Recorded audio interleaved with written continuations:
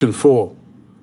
If this earth life is so important and really the basis of all our soul growth, the latter resulting from the experiences we gain here, why is our earth life so short in comparison with the life in the inner worlds, approximating 1,000 years between two earth lives?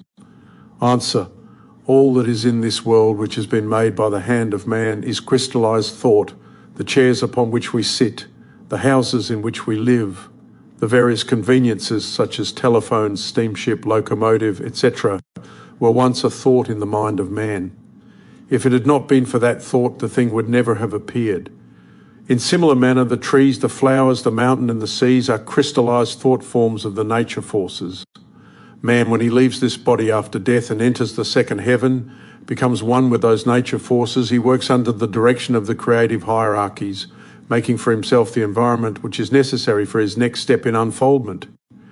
There he builds in mind stuff, the archetypes of the land and the sea. He works upon the flora and the fauna. He creates everything in his environment as thought forms, and as he changes the conditions, so they appear when he is reborn. But working things out in mind stuff is very different from working things out in the concrete. At the present time, we are very poor thinkers, and therefore it takes an enormous period of time for us to shape the thought forms in the second heaven. Then also, we must wait a considerable time before these thought forms have crystallized into the actual dense physical environment to which we are to come back. Therefore, it is necessary that we should stay in the heaven world for a much longer time than we remain in the earth life. When we have learned to think aright, we shall be able to create things here in the physical world in a much shorter time than it now takes to laboriously form them. Neither will it be necessary then to stay out of earth life as long as the present time. Question 5.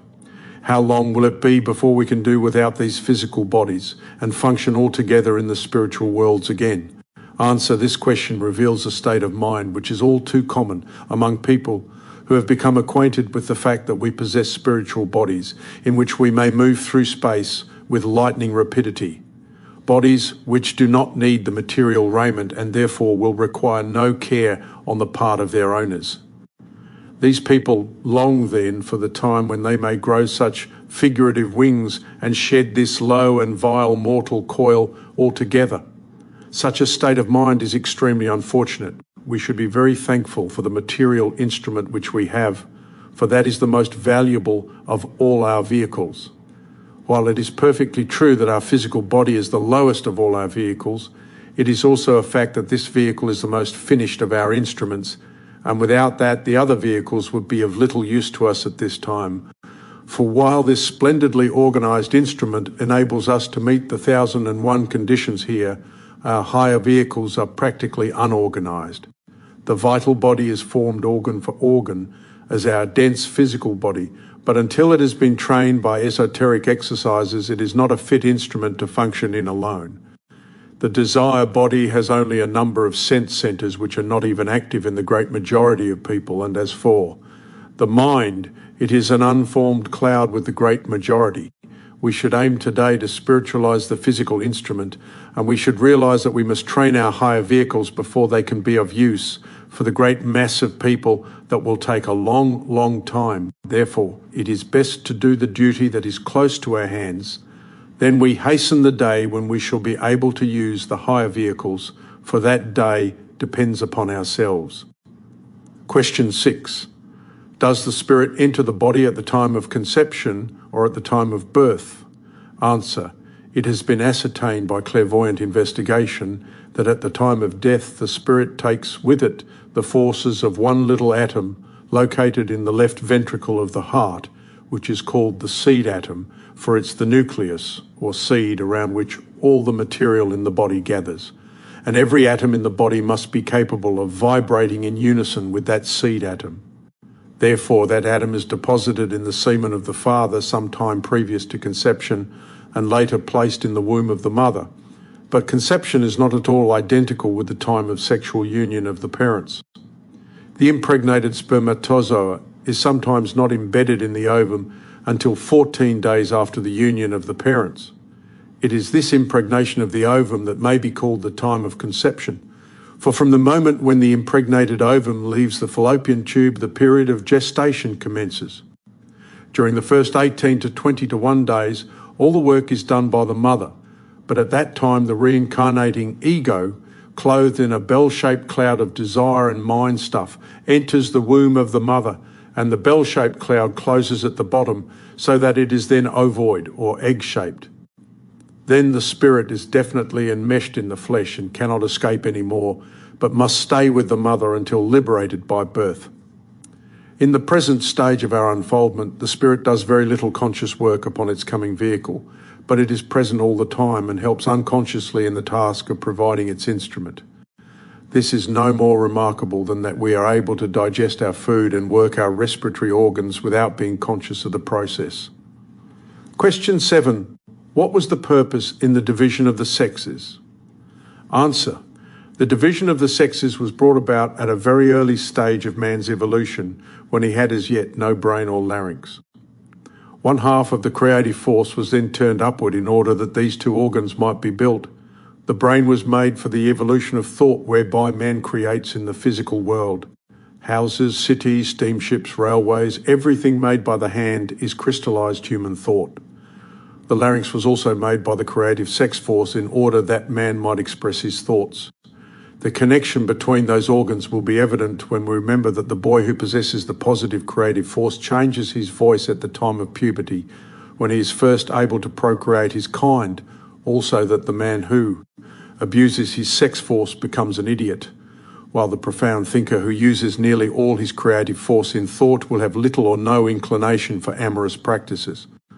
Prior to this division, man was, like some plants today, a complete creative unit capable of perpetuating his kind without the help of another. The faculties of thought and speech have been bought at the loss of this creative power, but now that half of the creative force which is expressed through brain and larynx may be used to create things in the world, houses, ships, etc. Question No. 8. Is the soul of a woman masculine and the soul of a man feminine? Answer. Speaking generally, we might say yes. The vital body which is eventually transformed, transmuted and spiritualized into soul is of the opposite sex. It is formed organ for organ exactly like the dense physical body with this one exception, and this elucidates many facts otherwise unexplainable. The faculties inherent in the vital body are growth, propagation, assimilation and memory. The woman having the positive vital body is matured earlier than the male. The parts which remain plant-like, such as, for instance, the hair, grows longer and more luxuriant, and naturally, a positive vital body will generate more blood than the negative vital body possessed by the male. Hence we have in woman a greater blood pressure, which it is necessary to relieve by the periodical flow, and when that ceases at the climacteric period, there is a second growth in woman, particularly well expressed in the saying, fat and 40. The impulses of the desire body drive the blood through the system at varying rates of speed, according to the strength of the emotions. Woman, having an excess of blood, works under much higher pressure than man, and while this pressure is relieved by the periodical flow, there are times when it is necessary to have an extra outlet. Then the tears of woman, which are white bleeding, act as a safety valve to remove the excessive fluid. Men, although they may have as strong emotions as women, are not given to tears because they have no more blood than they can comfortably use. Being positively polarized in the etheric region of the physical world, the sphere of woman has been the home and the church, where she is surrounded by love and peace, while man fights the battle of the strong for the survival of the fittest, without quarter in the dense physical world where he is positive. Question 9. Do we keep the same temperament through all our lives? Answer. The ego may be likened unto a precious stone, a diamond in the rough. When it is taken out of the earth, the stone is far from beautiful. A rough coating hides the splendor within, and before the rough diamond becomes a gem, it must be polished upon the hard grindstone. Each application to the stone removes a part of the rough coat and grinds a facet through which the light enters and is refracted at a different angle from the light thrown back by the other facets. So it is with the ego. A diamond in the rough, it enters the school of experience, the pilgrimage through matter, and each life is as an application of the gem to the stone. Each life in the school of experience removes part of the roughness of the ego and admits the light of intelligence at a new angle, giving a different experience, and thus as the angles of light vary in the many facets of the diamond, so the temperament of the ego differs in each life. In each life we can show forth only a small part of our spiritual natures, we can realize only a small part of the splendor of our divine possibilities, but every life tends to make us more rounded and our temperaments become more even. In fact, it is the work upon the temperament that is the principal part of our lesson, for self-mastery is the goal. As Goethe says, from every power which all the world enchains, man liberates himself when self-control he gains. Question 10. Is the desire body subject to sickness, and does it need nutrition and replenishment? Answer. In a certain sense it is. During earth life, that is to say, sickness shows itself first in the desire body and in the vital body, which become thinner in texture and do not specialize the vital fluid in the same proportion as usual during health. Then the dense physical body becomes sick. When recovery takes place, the higher vehicles show improvement before the manifestation of health is apparent in the physical world. But if the inquirer means to ask concerning conditions after death, the matter is different. Although a person may be sick here, perhaps bedridden for years and unable to move about, when death has taken place and he feels himself without the dense body, there is at once a sense of relief, a feeling of gladness and lightness which is unusual to him, and he suddenly wakes up to the fact that he has no pain and is able to move about. If he understands conditions, he will also know that it is unnecessary for him to take nourishment, for the desire vehicle needs no replenishment. Many people, however, are not aware of the fact, and therefore we find in the lower regions of the desire world that sometimes they will go through all the motions of ordinary housekeeping. Hence the stories of some spiritualistic investigators who have found these conditions in the invisible world, and this also accounts for a great deal of that which Georges du Maurier has told of the life of Peter Ibbotson and the Countess of Towers in his novel bearing the hero's name. This novel is recommended to the reader as giving a fine illustration of the operation of the subconscious memory where the hero deals with his child life and of actual conditions in the lower regions of the invisible world where his experiences with the Countess are concerned. Question 11. How is it that one atones for all sin in purgatory, then at rebirth must again suffer through the law of cause and effect for sins of a former life? Answer. There are two distinct activities in purgatory. First, there is the eradication of bad habits. For instance, the drunkard craves drink just as much as he did before death, but now he has no stomach, an alimentary canal wherein to contain the liquor, so that although he may go around to the various saloons, although he may even get inside the whiskey casks and steep himself in the liquor, he obtains no satisfaction, for there are no fumes as when chemical combustion takes place in a stomach.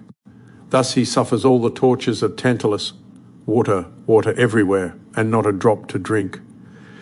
But as desire in this world burns out when we realize that is cannot be gratified, so in time the drunkard is cured of his desire for drink because he can obtain no liquor, and he is born innocent of evil so far as that particular vice is concerned.